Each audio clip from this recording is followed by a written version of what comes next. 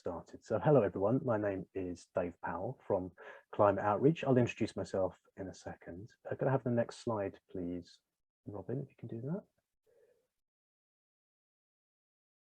Welcome to our webinar looking at climate change and fairness. We've got a lot of wonderful content for you, which I hope you get a great deal out of. Really, really grateful to so many people for being here. People will arrive. Anyone who's arrived since we started, do feel free to say hello in the chat. Could I have the next slide, please, Robin? What we're going to look at in today's webinar is we're going to look at fairness in climate change campaigning, a critical issue, as we'll hear from Chris and Robin as we go along.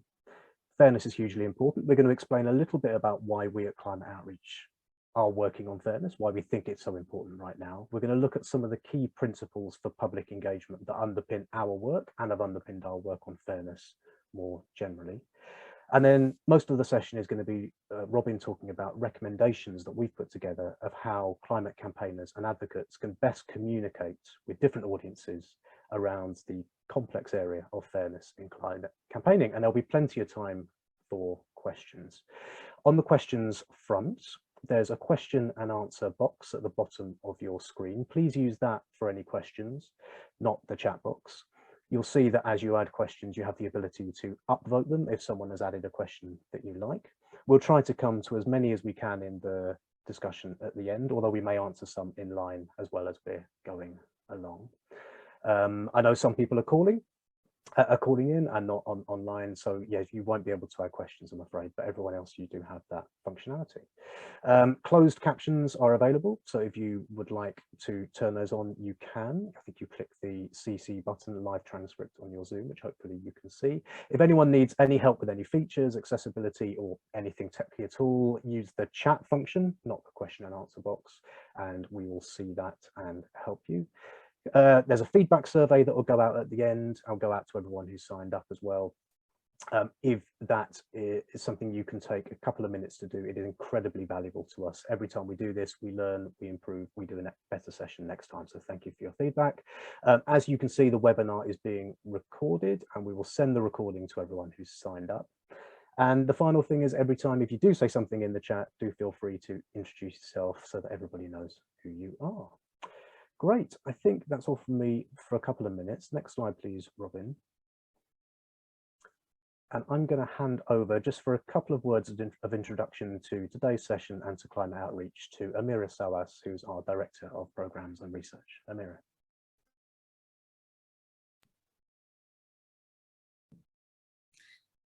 Thanks, Dave. So my name's Amira Sawas. I'm the Director of Programs and Research at Climate Outreach. Climate Outreach is a charitable organisation focused on uniting society in action on climate change. Climate Outreach believes that people are at the heart of addressing climate change, but that for too long climate change has been a minority issue. We champion the importance of ensuring disparate communities are united behind the climate challenge, both in terms of beliefs, but also in terms of taking personal and political action. So by mobilising social research to support climate advocates and communicators, we play a critical role in the way the public is engaged in key nations around the world. So it's really great to see so many of you here today to hear about a piece of work we're really excited about, which is on how climate advocacy in the UK relates to people's understandings of fairness. Climate Outreach exists to help climate communicators deliver irresistible social pressure on politicians to act from right across society. Concern about climate change is understandably high across the UK as we experience the accelerated impacts of the changes around us. But the details of the low carbon transition, from homes to transport, food to the future of industries and towns, needs to be supported too. At the heart of that is people thinking that the changes, big and small, are fair for them, for their communities, for their families. And what each of us thinks fairness means is incredibly complex. So while I might personally think about it in the context of, for example, breaking down barriers to access or ensuring justice, evidence shows us that other people think quite differently about what fairness means as a concept. So we shouldn't assume that we know what it means. And so we're going to explore in this session different ideas about fairness. Sorry, my computer is playing up today. We're going to explore different ideas about fairness and how they run incredibly deep in people's understanding of right and wrong. So we feel unfairness in a very visceral way. It's embodied. And one act of unfairness can have the emotional power of 1,000 acts of fairness. You only need to look at the news headlines surrounding the Prime Minister to see how damaging narratives of unfairness can really be. It's a complex and fascinating topic. Today's session will give you insight into what grappling with different understandings of fairness might mean for your campaigns and advocacy, and some tips about what to do about it. At the end of the session, we're really looking forward to getting your questions and feedback. So thank you all so much for coming, and I'll pass back to Dave. Thanks so much, Amira. So I'm Dave, I'm the chair for today's session. Next slide, please, Robin. So just a quick hello about the Climate Engagement Lab. So this session is happening as part of the Climate Engagement Lab. We're very grateful to the funding from the Samworth Foundation and the John Ellerman Foundation for the lab. It's a part of climate outreach that supports UK campaigners and advocates, hopefully most of the people on this call, to reach, motivate and inspire new audiences, those people that aren't reached generally by climate campaigning from climates and advocates. We give bespoke insights, training, support and guides and webinars like today, which are tailored not to what a researcher might necessarily think that advocates want to hear, but what advocates themselves tell us that they need. We share best practice and we help campaigners to measure the impact of what they do. And just a quick plug, I'm going to put a link in the chat here, a quick plug for a workshop that we're having off the back of this work next Wednesday, 15th of June at 2 p.m, looking at the issue of fairness, specifically with the audience segment known as Loyal Nationals. Robin will explain a bit more about what that is. If that's you, if as you're going along you think you'd really like to work more closely with Loyal Nationals around the issue of fairness, then this workshop, which I've just put a link to, may very well be for you. Sign up quick if you'd like to. Great, I'm now going to hand over just for a couple more words of introduction to our guest star speaker, Chris Venables. Chris is the head of politics at the think tank Green Alliance, and Chris is just going to take a bit of a step back and set fairness in the climate political context at the moment. So Chris, over to you. Thank you so much for coming. Thanks, Dave, and Climate Outreach for asking me to give a few minutes by way of introduction on the politics. As Dave said, I work for Green Alliance, which is an independent environmental think tank based in Westminster. So that's where I spend a lot of my time. So we live in an age of crisis, and as ever, I hope it might stop, but it won't, and we've got to buckle in. And now is one of those crisis moments, I think, particularly in the UK. We've got a war in Ukraine, we've got the global gas price crisis, and the knock-on impact of those two things really on inflation, which is driving an economic crisis which is now hitting family finances across the UK.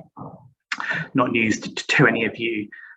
We know that the root cause of this moment is in many ways the fossil fuel industry, which presents us with an opportunity. You know, we spend a lot of time talking about that industry and how it needs to end, but it also presents a major threat because people really care about climate change, but they also really care about paying their bills and feeding their families, and they care about the people in their community who need to do the same thing. So politics in Westminster is changing to reflect that as well. And our political debate, what's happening here in Westminster, is now firmly in that space, in the economic space, in the politics of family finances, bank balances and budgets. And the heady days of COP26, if you worked on that, are quite firmly over.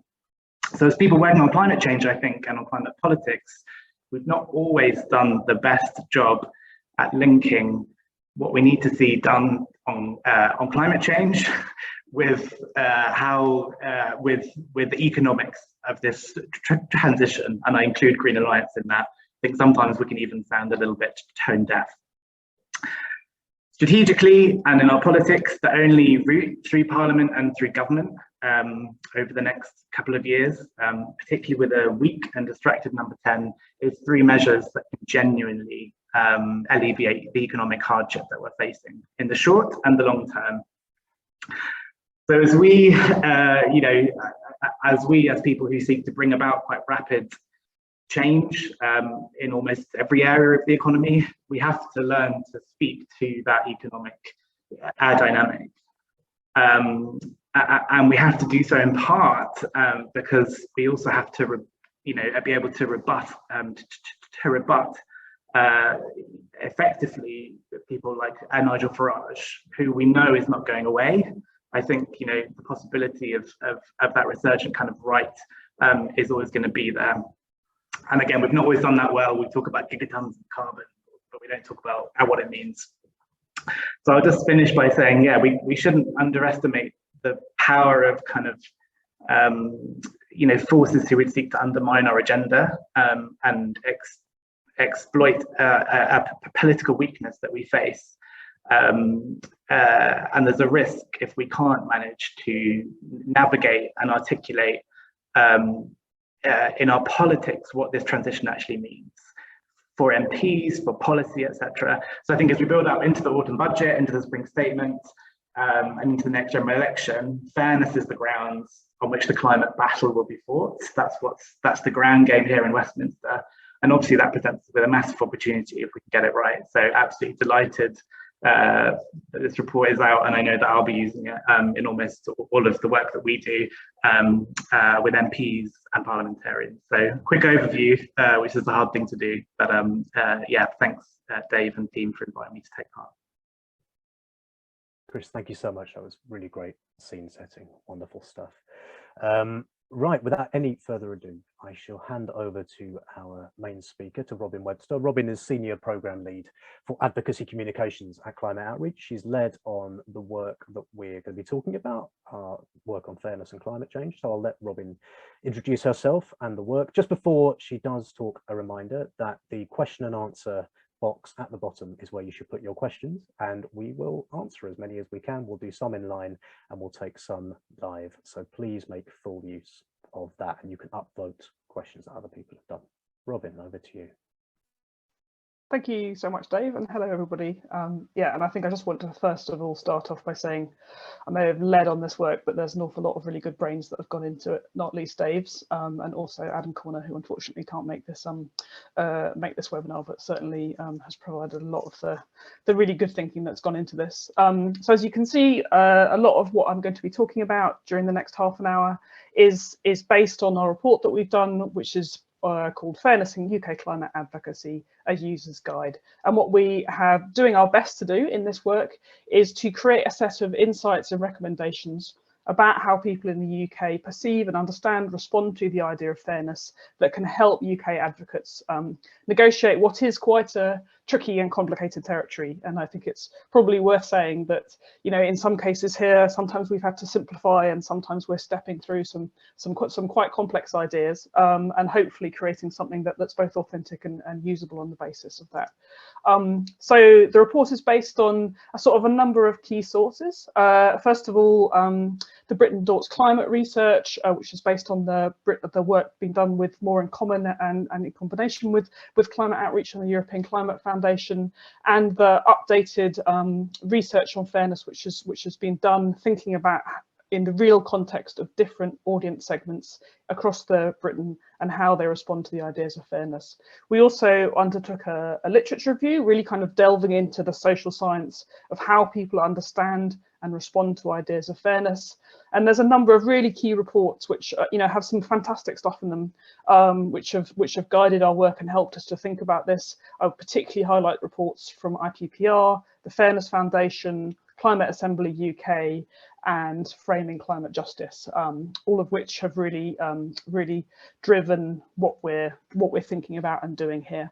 And then also, as Dave flagged, this is a part of our climate engagement lab work. So we undertook 2 workshops with advocacy representatives who are part of the climate engagement lab, who've really kind of helped us to think about our work in doing this.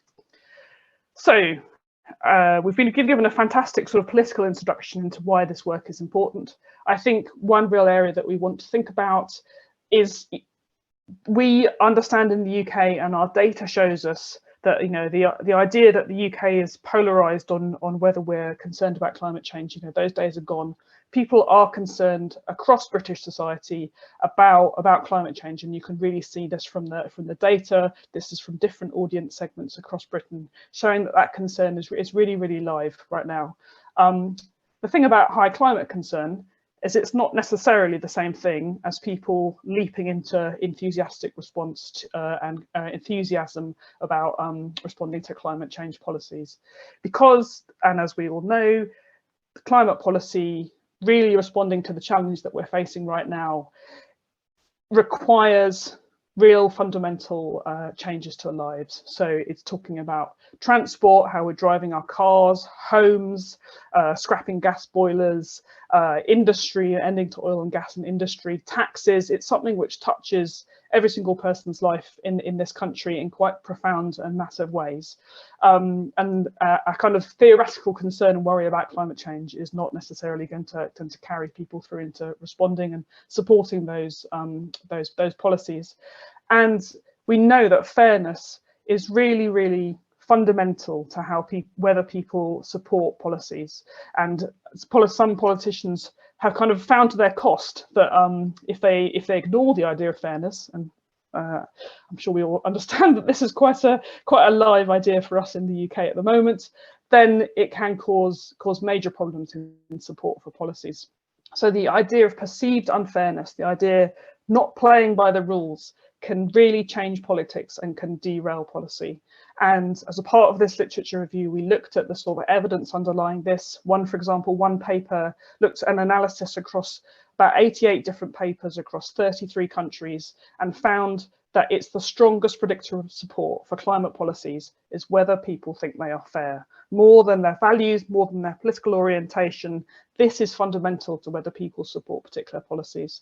And in the UK Climate Assembly, where ordinary citizens in this country really delved into thinking about their support for climate change and support for climate change policies, again, this came out as something which is really fundamental to support for climate policies. And right now, as I'm sure everybody on this call is acutely aware, we are in a cost of living crisis, which looks like it's going to get a great deal worse in the coming months. Some projections, for example, that 30 to 40% of people in this country could be in fuel poverty this winter, just kind of eye-watering numbers. And this conversation about fairness is not going to go away. It's going to get much, much more importance in the coming months and years. And it's something that climate advocates just can't ignore.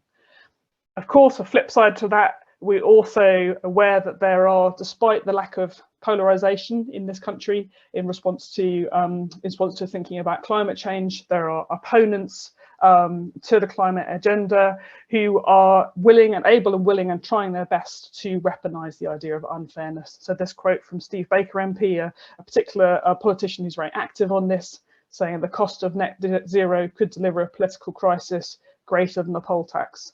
Well, if we don't ask questions about his motivations, but he could still be right. It is incredibly important that the changes that are projected under climate policies are understood to be fair, and if they're not understood to be fair, there really could be a great deal of problems in their implementation. So in also thinking about how we talk about climate change, which is a really core part of this report, we're also going into some quite sort of key principles, which often go across a large number of climate outreach's work. And I think they're sort of worth flagging here because it really kind of threads through a lot of what we're thinking about. One of them is the idea of kind of timing and sensitivity. The idea that at the moment and at times of disruption can open up people's thinking, they can open up people's responses, but also they create times of great sensitivity when sometimes people don't want to think about wider issues because they're got to focus on their own survival, their own mental health, their own well-being. So communications about climate change at times of massive disruption, for example, when people are suffering a cost of living crisis, have significant potential to backfire if they're not incredibly sensitive. And that's something which always goes across the board in any time of great disruption. Secondly, and a core part of a lot of climate outreach's work is understanding that effective communication happens from the values up. It's not about providing more effective numbers and facts and figures, that understanding people's core beliefs, understanding where people are coming from and speaking to that is the most effective way of communicating effectively. Also, the role of peers, those that we trust in our day-to-day life, the trusted messengers that speak to us, and the social norms that are around us are what drive people's ability to respond and people's ability to change.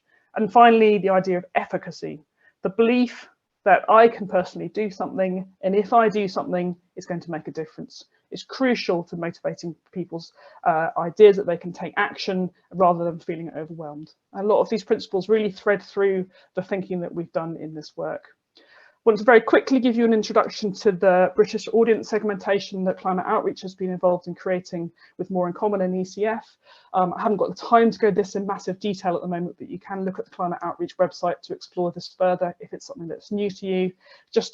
But what this idea is, it gives us 7 audience segments across British society based on people's values, based on people's core beliefs. And to give a quick introduction here, for example, I'd say the progressive activist audience segment.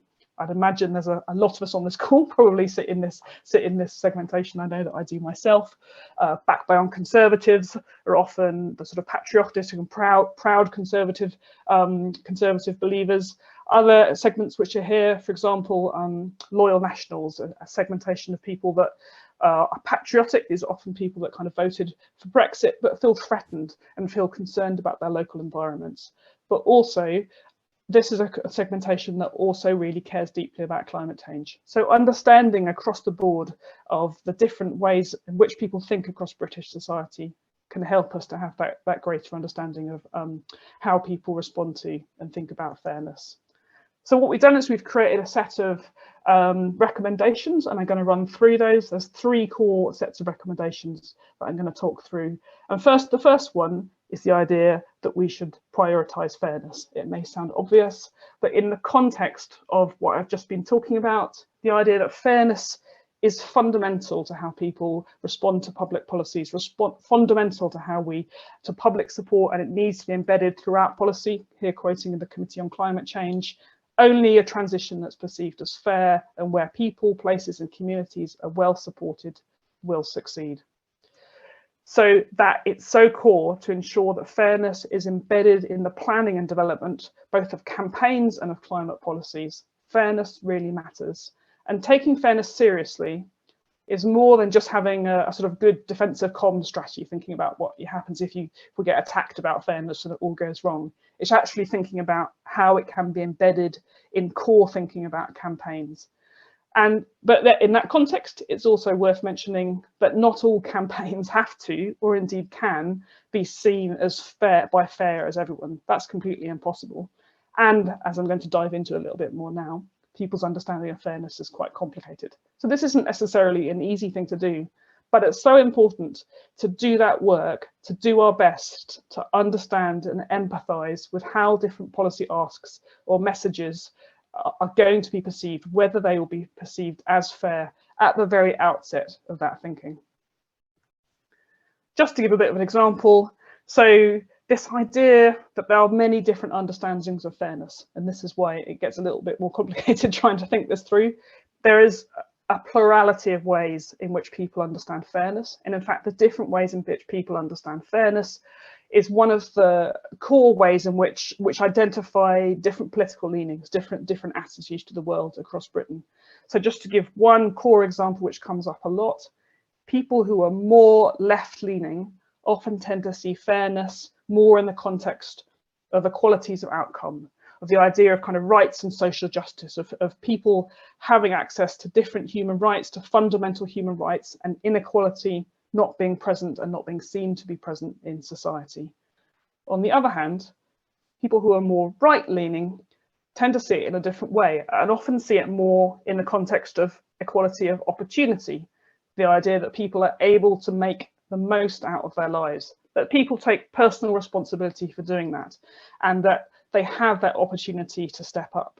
And this can result in quite different perspectives on what is fair and what isn't fair. And as I'll talk a bit more about in detail in a moment, it also reflects on another aspect of fairness, which is do you apply the same rules or different rules to people to help you get there? And if you're focused on outcomes, you might be more likely to think people have different starting points, so they need to have different rules applied to them in order to give us a kind of equal playing field.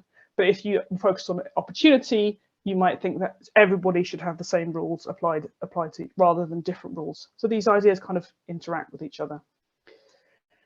Then, to get a little bit more into the nuances, this is particularly based on some work that Climate Outreach has done, thinking about those audience segments that are somewhat more right-leaning, and the kind of nuances between the different ways that different people who are right-leaning tend to understand and think about fairness. So we have the audience segment established liberals, who are quite focused on that idea of equality of opportunity that I just talked about. That it doesn't matter where you started, you should have access to equal opportunities. The loyal nationals audience segment, which is the segment I talked about just before, is a segment of people who have more tend to have more populist political views and have very strong ideas of concerns around fairness. This is a segmentation of Britain that feels quite kind of left out, feels that they're being pushed to one side, and is kind of distrustful of the idea that elites will treat them fairly. So the loyal nationals tend to believe that fairness is incredibly important, and they don't really trust elites to then treat them fairly. Then another audience segment is disengaged traditionalist. This is a sort of part of the population that really believes life is fundamentally unfair. And it's certainly a part of the population who can often struggle with the idea, even that kind of any environmental policy will be fair. You know, they may tend to believe that basically anything that can be suggested is going to be unfair, because that's a really kind of embedded belief. Whereas backbone conservatives, these are kind of more political conservatives who have a strong belief in patriotism, believe strongly that people should all play by the same rules. So there's this can be sort of dug into a little bit more in the report, but it gives that kind of insight into the nuances of different ways in which people understand fairness. I think I mentioned earlier this idea about kind of same versus different rules, and I think it's quite interesting. If you look at the graph that you've got in front of us, you can see that across Britain, the majority of people will support the idea of different rules. In other words, that individuals and businesses should have special rules applied to them according to where they started, according, for example, to whether they started in a more vulnerable position, or indeed whether they should be held to blame for certain, for example, emissions patterns. So that businesses that are more to blame should have special rules applied to them. Across society, the majority of people in this country do support the idea of special rules, but it's worth pointing out that people who are left-leaning are a great deal more likely to support their idea, and people who are progressive activists are a great deal more likely to support that idea. And just worth pointing out that progressive activists are highly overrepresentative amongst professional climate campaigners. So in other words, the kind of language and ideas coming from professional climate advocacy, and for example, this might include ideas around just transition, can speak quite powerfully to this idea of special rules without thinking about whether groups actually are willing to accept or are open to that idea. So a second recommendation we have in this idea is to find out who will and won't perceive your messages as fair. What understanding of fairness do your supporters, do your audiences have? What about the people who are listening to your messaging but aren't really your intended audiences but may respond to it anyway? What about your opponents if you're involved in campaigning?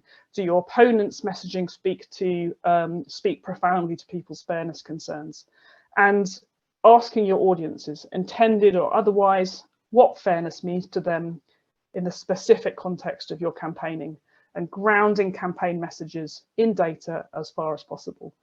And I think it's not necessarily that easy to do this, as I said before, because it is quite a complex area. But it's incredibly important to embed fairness in campaigns and communication strategies from day one, and find out who will and won't perceive your messages as fair. And if it feels it can be quite complicated to work out how to do that, then the simplest way to find out that is to ask and to do the research if that's possible. The second set of suggestions that we have, building on the idea of the importance of fairness, is involving people in policies and processes. So this speaks to the idea of procedural justice. So the idea of procedural justice it's not necessarily about outcome, it's about fair process, trusting things have been done fairly. And this obviously speaks quite profoundly to, for example, processes in the courts, where the courts are fair, whether that actual process that has been gone to is fair. And the idea of meaningful consultation, the idea of people having a voice in a process in order to come to that outcome. So meaningful consultation in climate policy increases the level of support that people have for the ultimate outcome. And again, this was highlighted quite significantly in the UK Climate Assembly.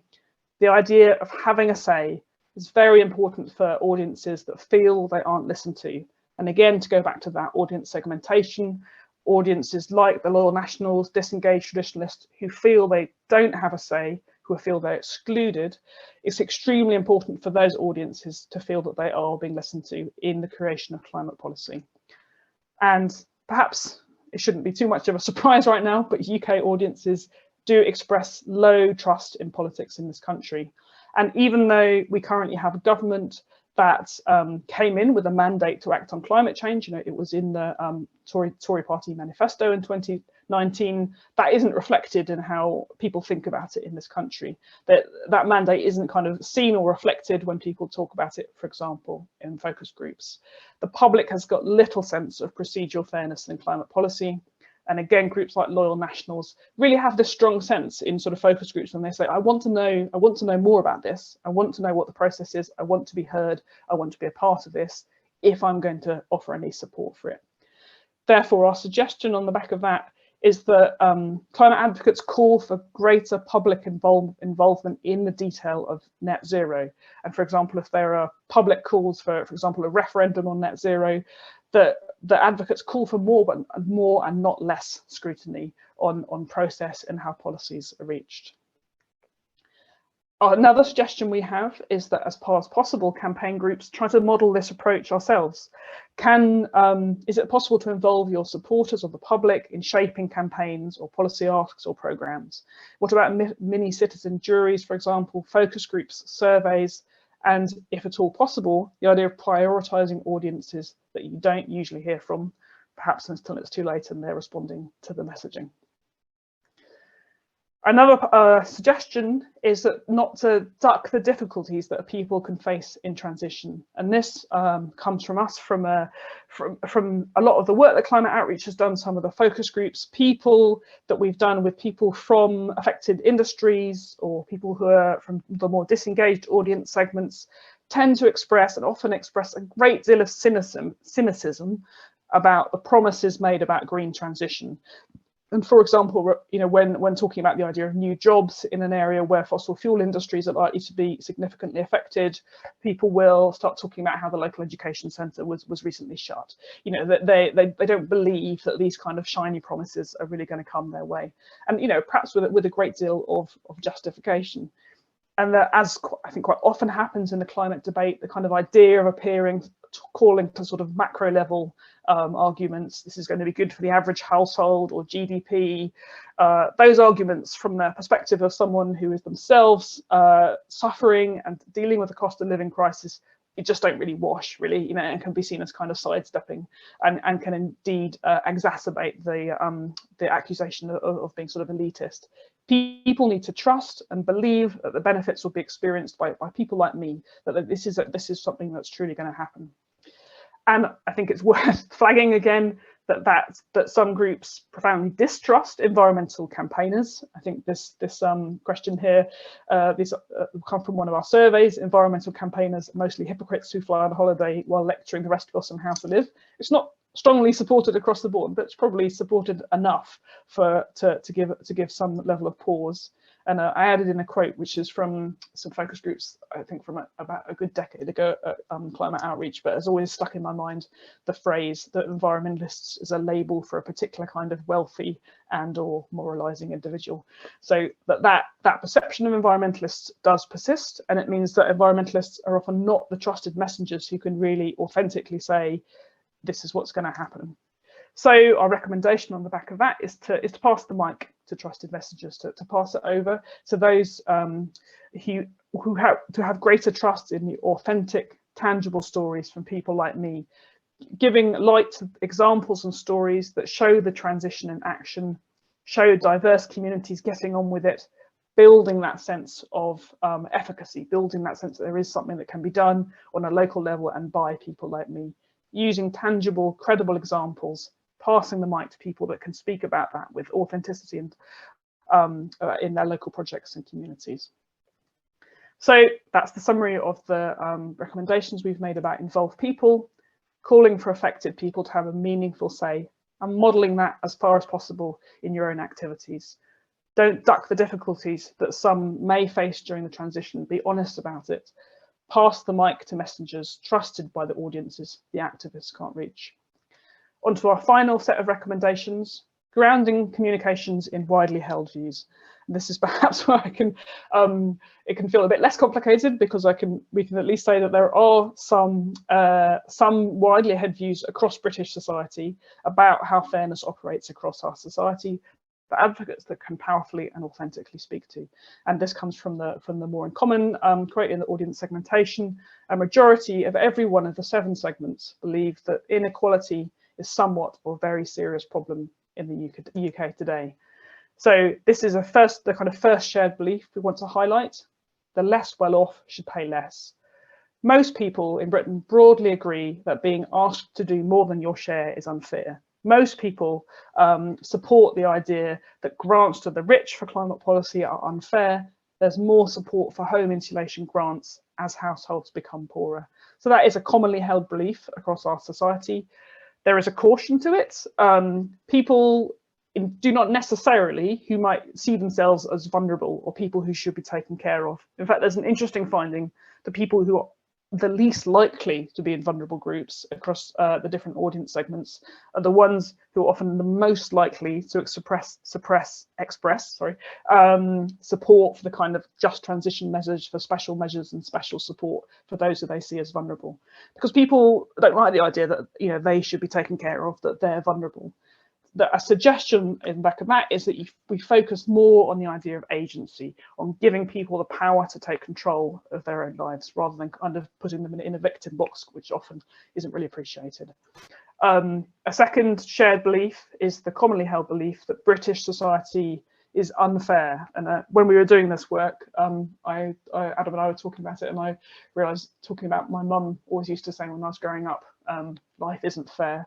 And then we found out quite a few of us who are doing the work, actually our parents used to say something similar to that. There is a negative common ground across British society that our society is unequal, which is quite a genuine one. It does reflect that we do live in quite an unequal society. And the majority of people believe wealth differences are unfair. And that is particularly true, justifiably, amongst groups that are more disadvantaged or more politically disengaged. And not everybody, but a significant majority, 73%, see that inequality as a serious problem. This presents the opportunity, and I would say, this is talking in a British context. This idea about inequality and unfairness being embedded across British society is quite a British idea. But it presents that opportunity to authentically and truly present net zero as a solution to that commonly held belief. Again, there's a caution to it. Not everyone across different political perspectives looks at this in exactly the same way, thinks it's possible to fix, and some, particularly across right-wing segments, are more likely to sort of blame individuals for that reality. And for example, the idea of meritocracy is kind of based on the idea that we have a society where merit will allow you to sort of rise up in society, which allows people to therefore kind of see the idea of inequality as being more people's individual fault. So it's not entirely simple, but it is a commonly held belief. Another commonly held belief is the idea that climate change is unfair to future generations, and all audiences across society place the worry for their children's future high on their list of climate concerns. And this is a broadly unifying frame. It is worth pointing out that it's a really strong moral frame, but so in some ways probably doesn't really help with the kind of here and now of who should do what and how much it's going to cost. So it's convincing, but in some ways might be limited in terms of what it can do in terms of the policy debates that we're embedded in. But finally, the idea that the UK should get on with it regardless of what others do. And the majority of all but one audience segment think the UK should be one of the most ambitious countries in the world on climate change. And the current moment, of course, with the Russian invasion of Ukraine and the war there, may increase support for the idea that domestic action. So though some opponents of climate action are sometimes kind of highlight, for example, the role of China and India and saying it isn't fair that Britain should play its role. Actually, that isn't really reflected in the kind of beliefs that come up when people talk about this in research. People do support the idea that the UK should take a leadership position, that we should be an ambitious country taking action. So we suggest, therefore, that making the national benefits of taking action clear and tangible can speak to that kind of commonly held belief. Finally, on this topic, I also want to highlight yet another caution. The climate justice analysis gives a really kind of profound and important understanding of how inequalities, how being marginalised can lead to people being more deeply impacted by climate change, both in this country, but of course internationally around the world. There's some really great research which has arisen from the Framing Climate Justice work, which I really encourage people to look at. But what it shows is that people don't widely recognise that. They don't necessarily understand that climate change multiplies existing inequalities. They don't necessarily draw connections between being marginalised in society in different ways and the idea of being more impacted by climate change. Going even deeper, they don't necessarily see the links between historically the impacts of colonialism, the history of resource extraction, of exploitation of one part of the world by another is linked to the reality of climate change that we see today. And the actual term itself, climate justice, is often not really understood. People tend to connect it to sort of ideas about legislation or laws and courts, and don't see it in that context. So the kind of deep sense that it's deeply unfair the way that climate impacts will fall around the world isn't necessarily shared or understood by the British public.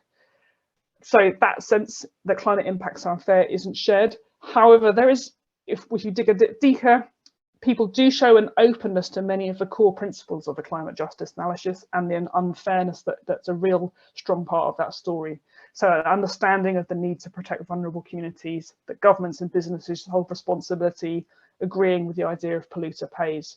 So, and we at Climate Outreach are reaching the end right now of a big cross-European piece of work where we've looked at young people's understanding of climate justice and sort of trying to draw this analysis across Europe, and we're going to be launching that in the autumn. So I'm also drawing on that thinking and talking about this, and really hope that some of you might be interested in sort of joining us when we launch that in around September.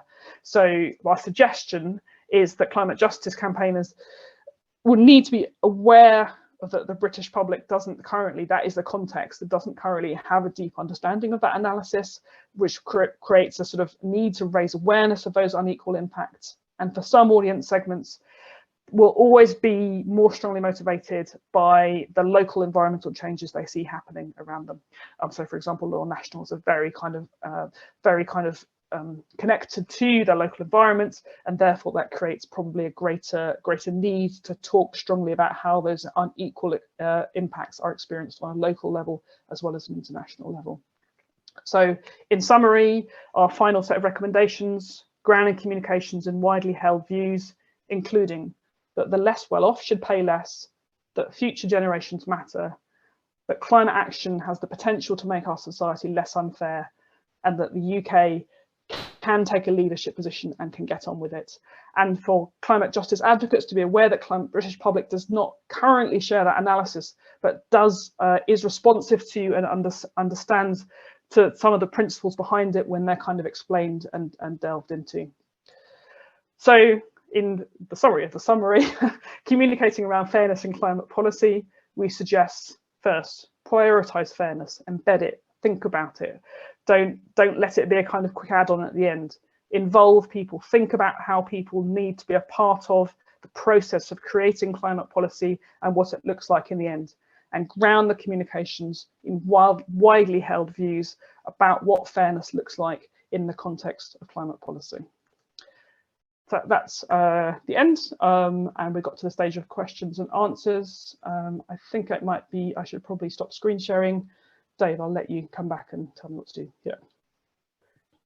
Superb, Robin. Thank you so much for that. And I can see some nice comments coming through in the chat. I'll give you a couple of minutes just to get your thoughts back in order, maybe have a look at the questions in there. Everybody, please do add questions to the Q&A box at the bottom. We've got a few in there, but I'm sure you are mulling on a lot more, and we can run until 4:10, so plenty of time to take questions.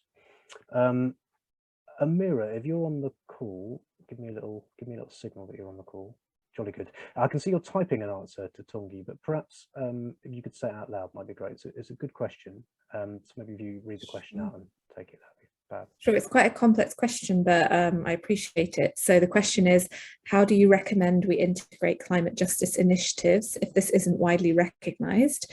Is it just about being specific? The history with colonialism and historic marginalisation is so important. So of course, I definitely agree with that.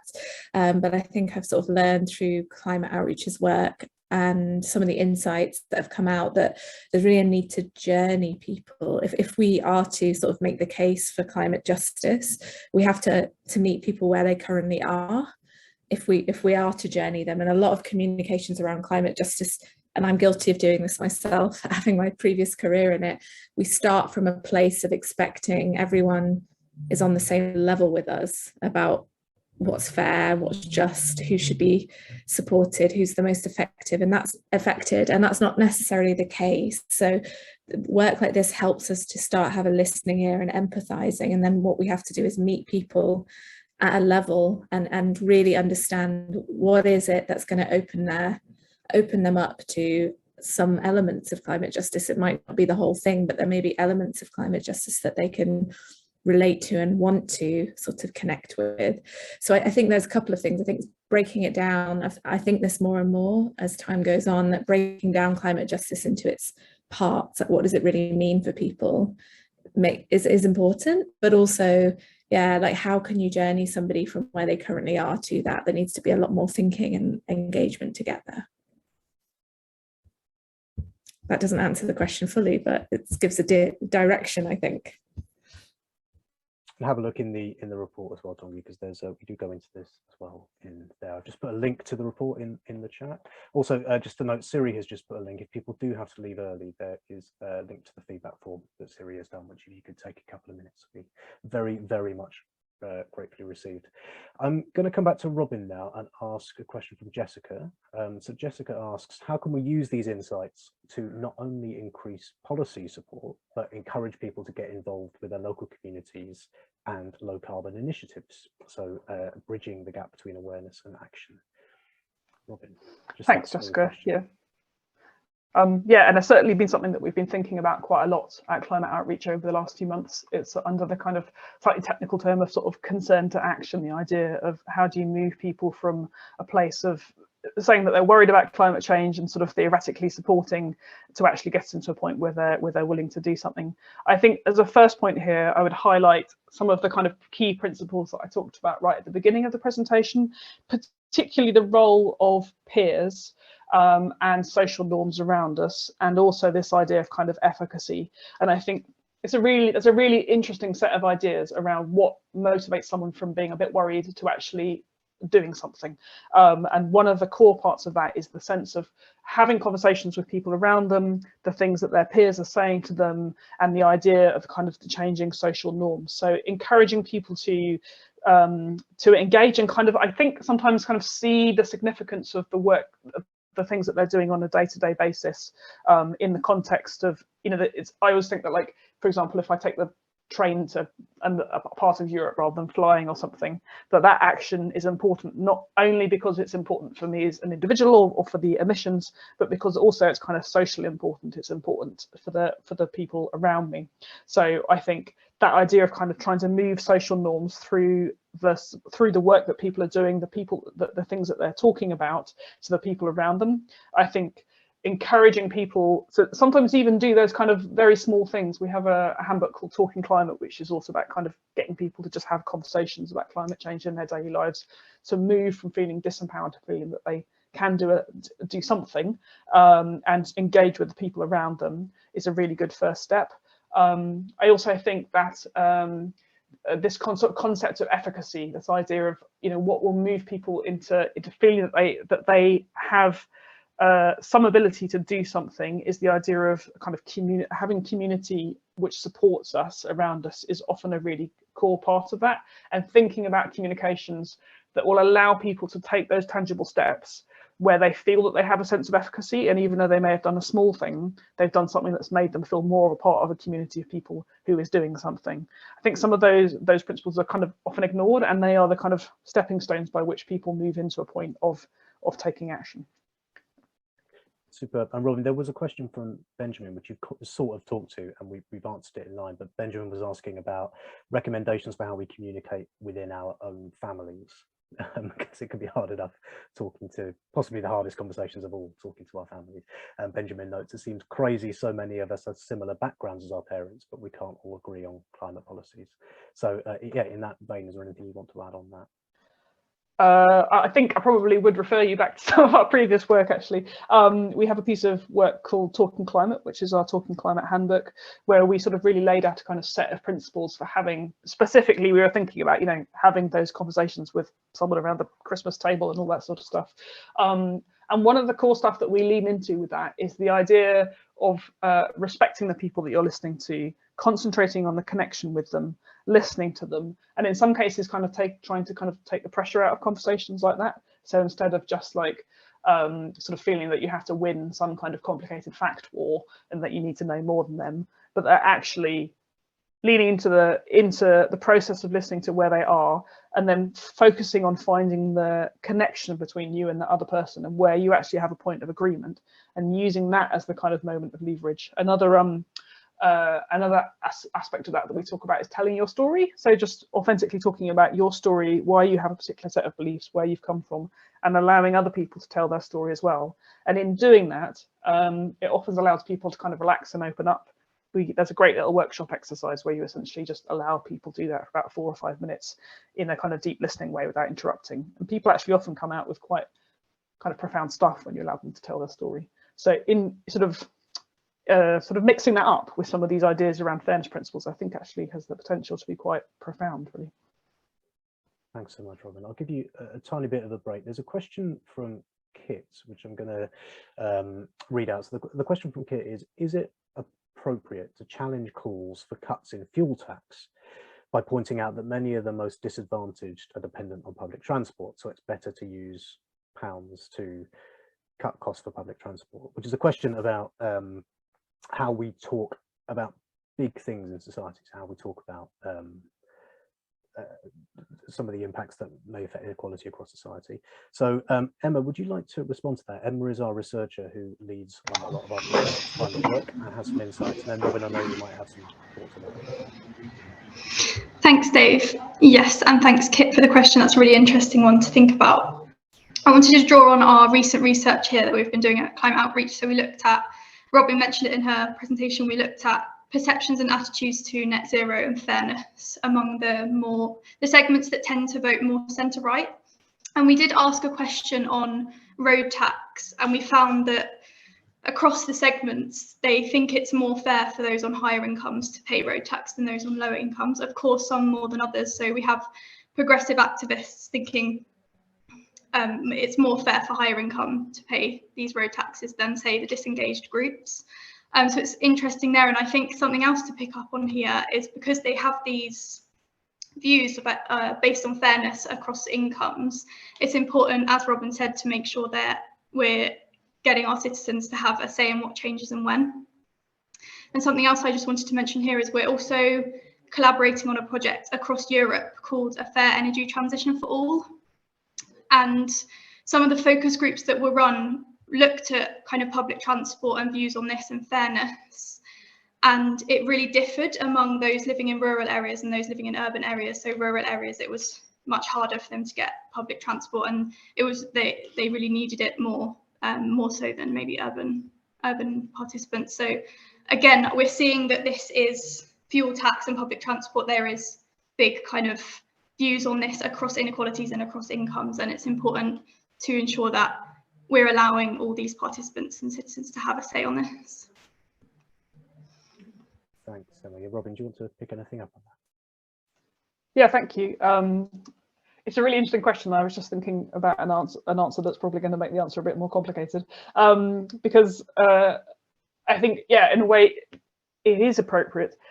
There's also this interaction between, so we looked at some support for whether people supported the idea of flying and a flying tax, and actually the support for that was less amongst groups that flew less. And when we sort of dig into that a little bit more, it shows how kind of understandings of fairness also interact with people's kind of ideas, for example, about aspiration.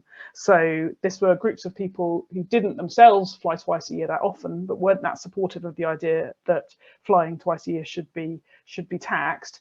And if you dug into a little bit why, it seems that some of that is linked into ideas, well, actually, they would quite like to fly a couple of times themselves, or they're thinking, what if on one occasion I might have to fly twice? Whereas groups of people who are more affluent, who were already flying twice or more a year, were actually more likely to support that idea. So there's a bit of sort of an analogy to what that question is, because I think my kind of instinctive answer is, yes, it makes a lot of sense. But you've also got to think about, you know, the groups of people who you think might support an idea like that and say, yes, you know, I'm disadvantaged, I use the bus all the time, therefore I think this is a really good idea, might not necessarily be thinking what you're thinking, and they might be thinking, well, actually, I'd like to use my car every now and then, thanks very much, or I haven't got a car right now, but I'd love to get one, and I don't want that to be messed around with. So sort of don't always assume that that people are going to take that same perspective on those kind of questions.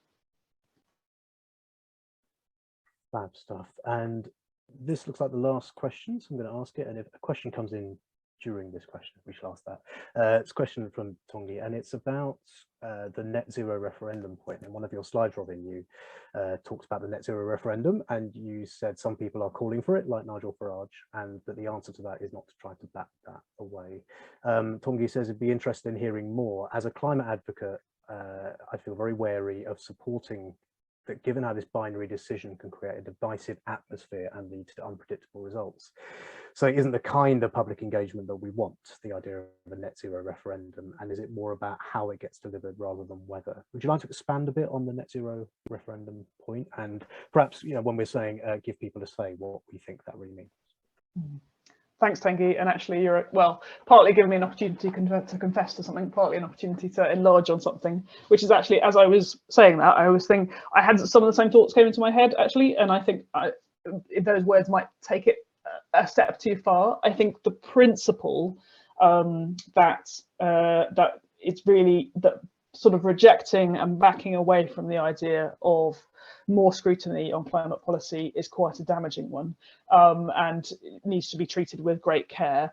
Actually, in the specifics of your question, I agree with a lot of what you're saying, and I think I sort of I bow down to those who are, you know, who are more political than I, and can kind of think through the implications of it with a little bit more detail. I think, as speaking in principle, there is a great deal of danger in kind of the idea of sort of backing away from that there'll be more scrutiny, more thinking about climate policy. I fully agree with you, and we have quite a strong example to draw in this country of how divisive, as you point out, a particular referendum can be, and also how they can draw people into being in a binary position who weren't previously in one. So not to go back too much on what I said before, but I think the points that you make are good ones, but I think the principle that we're putting forward really strong and really holds. Artfully done, Robin, thank you very much. You won't have seen this is going to be our last question. It's a question from Graham, and it's picking up on what you were saying about hypocrisy in your presentation, and we're all very aware, I think, as campaigners and advocates, of the charge of hypocrisy and how powerful that could be. Graham calls it the moral heat. So Graham asks, how can the moral heat be taken out of the charge of hypocrisy? Is there a way for us and campaigners and advocates to leverage this in a we are all sinners kind of way? So what do we do about the charge of hypocrisy? And noting that's a very large thing you may not have an answer to, but if you did have one, that'd be fun. It's a very interesting question. I think we've seen some interesting examples of this being dealt with. It almost becomes kind of funny sometimes, doesn't it, when the idea of hypocrisy is being leveraged so in a deliberately aggressive way, and it becomes obvious. And I've seen kind of major examples of that. I actually think that speaking with as much authenticity as possible is the thing that works for me. And actually, in that sense, yes, I think you say it yourself, like the idea, you know, is that we are all sinners kind of way. I think in my personal life, that's how I do it, and that's how I handle it. And I think it works well, because once we actually, it's like coming back to those talking climate ideas, respecting each other, seeing each other as people, talking to each other, understanding that climate advocates are struggling with a complicated world and a complicated set of pressures in exactly the same way as everybody else is, and being honest and authentic about that. It's the moral high horse thing that causes these kind of strong reactions. And environmentalists might even kind of involuntarily put into that position of being seen to be on the moral high horse. And actually, I think deliberately stepping off it can be quite a strategic move. But also being really clear where, you know, we are trying to play our part in acting on our beliefs, and while sometimes in a flawed way, and talking about those struggles can be a really powerful thing to do as well. Superb stuff. I think that's it. I think we're out of questions. Thank you so much to everybody for your time. Robin, thank you so much for your presentation. It's fantastic. As Siri mentioned in the chat as we were going through, we're going to share, everyone who signed up to this will get the slides so you can use them for your own purposes. And we will share the recording with you, and also the guide itself. So you'll get all of these materials to peruse at your leisure. Please do the survey, which Siri's just put a link to again. If you do nothing else, do that. That'd be fantastic. A huge thanks to you all for coming and taking an hour out of your afternoon to listen to us. Hopefully it's very useful. We will stick on the call for about another few minutes in case anything does occur. The chat box will still be open, the question box will still be open. So if anything is ticking around in your mind and you'd like to just ask it, then please go for it. I think that's all. Siri will tell me if I've forgotten anything. I don't think I have. So thank you so much, and do keep in touch with our work at climateoutreach.org, and all the very best for the rest of your day. Thank you.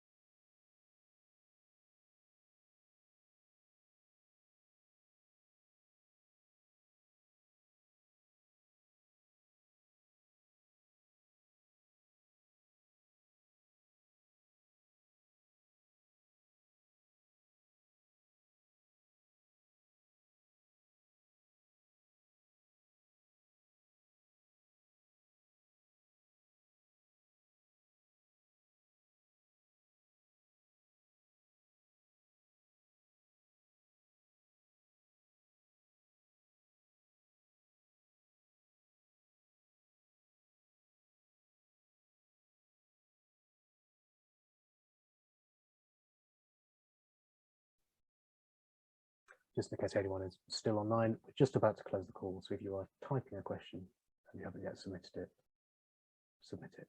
Otherwise, we're going to close in about 30 seconds. Thank you.